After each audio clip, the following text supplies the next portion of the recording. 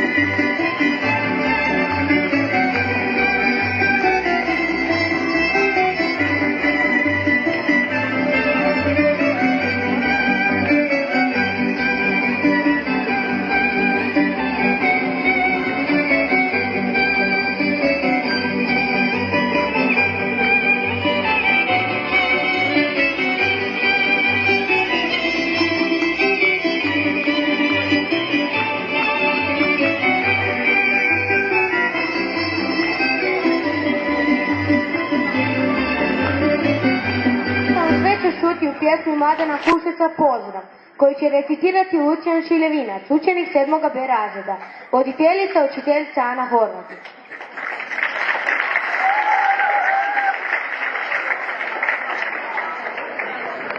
Mladen Kušec, pozdrav.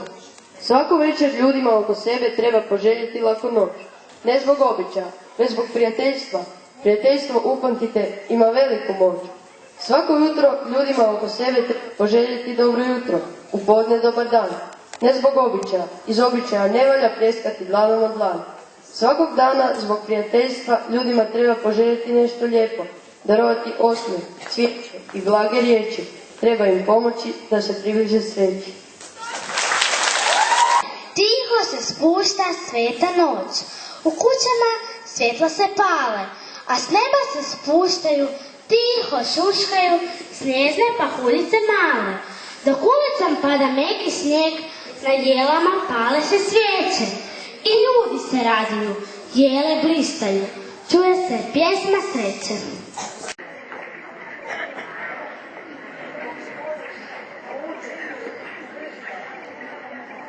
Pogledajte mene, mene će se Dora najviše razveseliti, da će srećima želi nove pisati.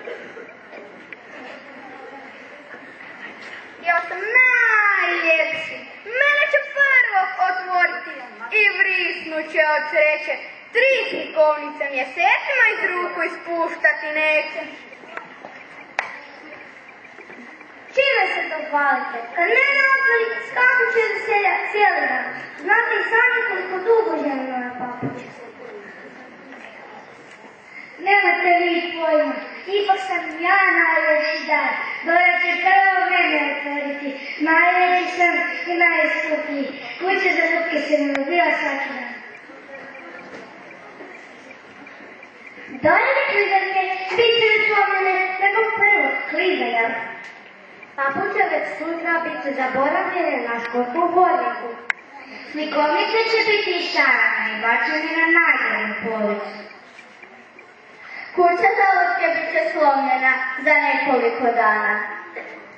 Idemo se dogovoriti, iznenadit ćemo Doru srećem što neće uoči, ni baciti, ni zaboraviti, ni slomiti, ni pošarati.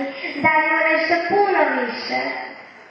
Ja ću darovati pažnju, a ja hrabrost. Želim da Dora bude pristojna. Neka Dora bude vrijedna. Darovat ću i osmijeh i strpljivost i malo skromnosti neće joj biti na odmet. Ne smijemo zaboraviti darove poštenja i iskrenost. Neka i vama sjajne zvjezdice poklone darove kakve su poklonjale meni. Ovo mi je najljepše božićno jutro. Sretan Božić!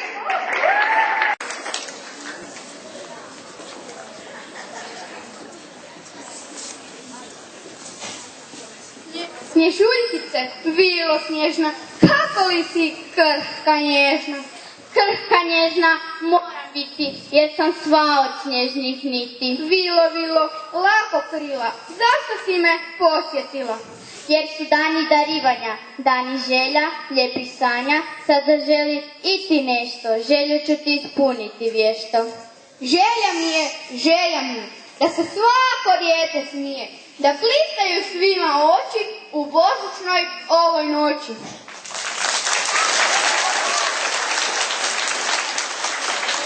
Ono što želi da ti djed Božićnjak donese na dolazeće blagdane. Na televiziji su javili da je već krenuo s darovima. Možda si već i zakasnila. A daj mama, djed Božićnjak ne postoji. A dobro, Djed Mraz. Ni on ne postoji. A darovi od djeda ne postojeći. Oni postoje, ha? Protiv njih se ne buniš. Protiv njih nemam ništa, zato što znam da su to darovi od vrlo postojeći. No dobro. I što želim za nadolazeće blagdane? Za Božić želim...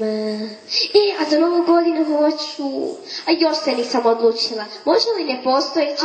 A dobro, može li vrlo postojeći još malo pričekati? Htjela bi se dogovoriti s nekim ko mi je jako važan. A to sam ja. A znam da si ti sebi najvažnija. Joj mama, samo se malo šali. Moram još malo razmisliti. Želim jedan poseban dar. U redu. Vrlo poseban dar ćeš malo pričekati, ali zapamti. Poseban dar traži posebno vrijeme, a vremena u ovo predbožićno nikad nema dovoljno. Da je to bar za Božić, vi poslije nikad nemate vremena. Pušam, kakav promen. Ma što svi ti ljudi rade na Cesti. I to baš sad kad imam najmanje vremena. Ja da ne moram, ja uopće ne bih izlazio. Osim u šetnju sa najvećim, najdražim, najšarmantnijim. A čim ti ja spomenem ustavač, odmah daš petama vjetra. A kad ti ja spomenem zadaću, već s druge strane vrata. A pa dobro, morate se složiti da nam je ljepše u šetnji nego u stanu u kojem zuji usisavač.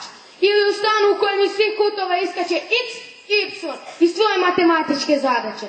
No zašto se vi držite tako mudro? Riječ je o darovima i o vama koji nikad nemate vremena. Kad god želim nešto reći, nemoj sad nemam vremena, ostavi to za sutra. A sutra sve ispočetka. A sad doista nemamo vremena. Birajte, ili skrivač sa x i y, ustavač ili pjevački zbor. Zapravo, mi nemamo vremena. Ovo prvo dvoje će morati pričekati, a zbor te neće čekati. Ako ne požurimo, počet će bez tebe. Možda ćeš pjevati i sinjeti kakva ideja.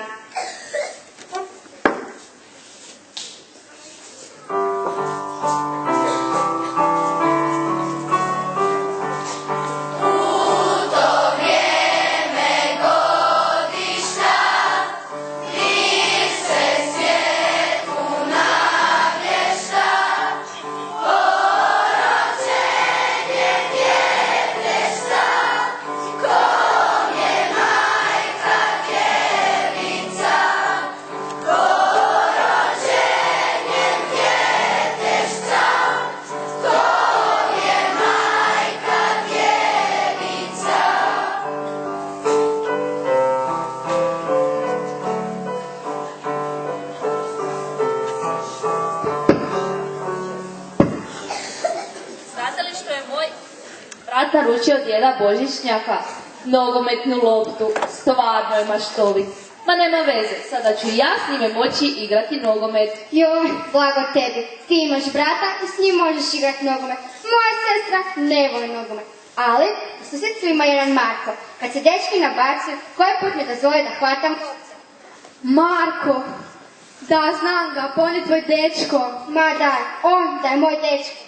Ima groznu frizuru, od sestre posuđuje gel i ovako je zagladi. A kako se tek oblači, sve je na njemu široko i